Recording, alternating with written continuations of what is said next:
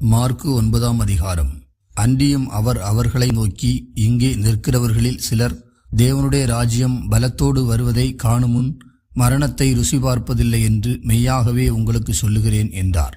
6 நாளைக்கு பின்பு இயேசு பேதுருவையும் யாக்கோபையும் யோவானையும் அழைத்து உயர்ந்த மலையின் மேல் அவர்களை தனியே கூட்டிக் கொண்டு போய் அவர்களுக்கு முன்பாக மறுரூபமானார். அவருடைய வஸ்திரம் உறைந்த மழையைப் போல் பூமியிலே எந்த வண்ணானாலும் வெளுக்கக்கூடாத வெண்மையாய் பிரகாசித்தது. அப்பொழுது மோசேயும் எலியாவும் இயேசுவுடனே பேசுகிறவர்களாக அவர்களுக்கு காணப்பட்டார்கள். அப்பொழுது பேதுரு இயேசுவை நோக்கி, ரபி, நாம் இங்கே இருக்கிறது நல்லது. உமக்கொரு கூடாரமும் மோசேக்கு ஒரு கூடாரமும் எலியாவுக்கு ஒரு கூடாரமுமாக 3 கூடாரங்களை போடுவோம் என்றான். அவர்கள் மிகவும் பயந்திருந்தபடியால் தான் பேசுகிறது இன்னதென்று அறியாமல் இப்படி சொன்னான். அப்பொழுது ஒரு மேகம் அவர்கள் மேல் நிழலிட்டது. இவர் என்னுடைய நேசகுமாரன், இவருக்கு செவி கொடுங்கள் என்று அந்த மேகத்திலிருந்து ஒரு சத்தம் உண்டாயிற்று. உடனே அவர்கள் சுற்றிலும் பார்த்தபோது இயேசு ஒருவரை தவிர வேறொருவரையும் காணவில்லை. அவர்கள் மலையிலிருந்து இறங்குகிற போது அவர் அவர்களை நோக்கி, மனுஷகுமாரன் மரித்தோரிலிருந்து எழுந்திருக்கும் வரைக்கும் நீங்கள் கண்டவைகளை ஒருவருக்கும் சொல்ல வேண்டாம் என்று கட்டளையிட்டார்.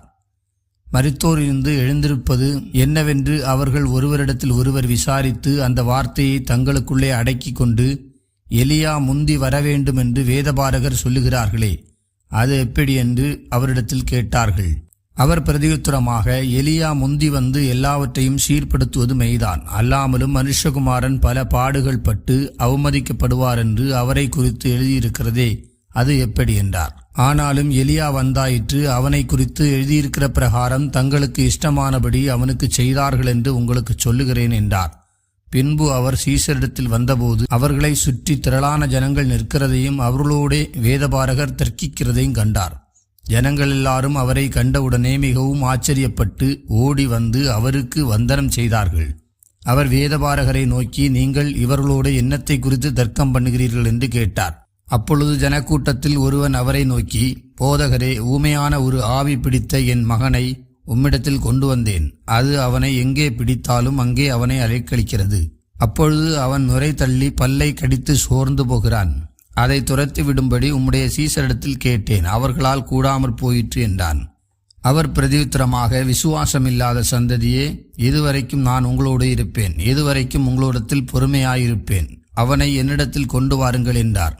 அவனை அவரிடத்தில் கொண்டு வந்தார்கள். அவரை கண்டவுடனே அந்த ஆவி அவனை அலைக்கழித்தது.